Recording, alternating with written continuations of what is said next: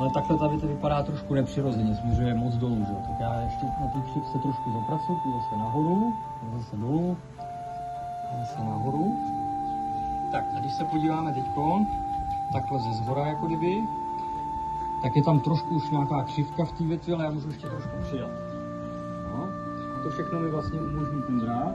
Já můžu takhle vlastně libovolně formovat ten pomroz.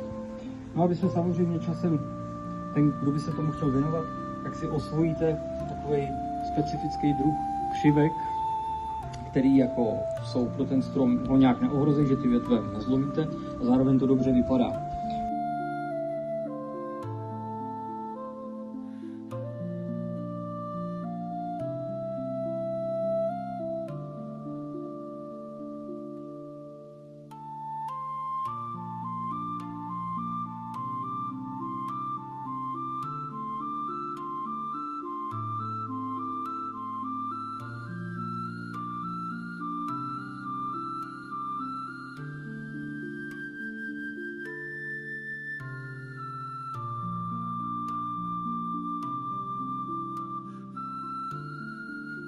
Takže si to výborně.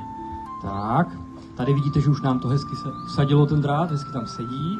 Tak a teď v takovém tom úhlu 55-60 stupňů, chytneš si až na konci, aby si měl dlouhou páku. A když jdeme na tuhle větev, ano.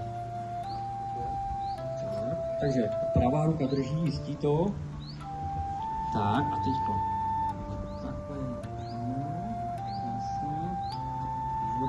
Tak a teď si to zkontroluji, jestli tady nemáme moc velkou díru. Trošku jo.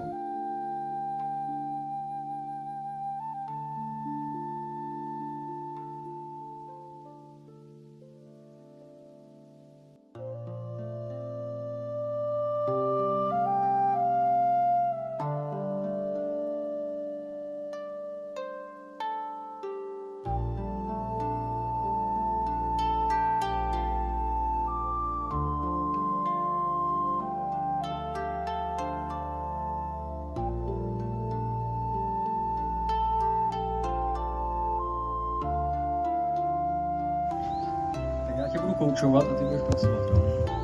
Tak, první krok. Odměříme si, kolik potřebujeme drátů na tu jednu větev.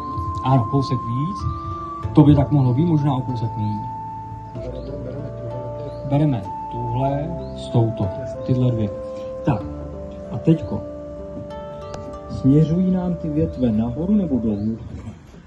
Směřují v podstatě nahoru, takže vlastně ten drát nasadíme úplně stejně, jako jsme to nasadili na té první větvi, takže ze spoda. Ano, výborně. A teďko, ty tou pravou rukou tu zmáčkneš hezky palcem a ukazováčkem, nebo palcem tlačíš proti tomu kmenu a ukazováčkem tak, abys ten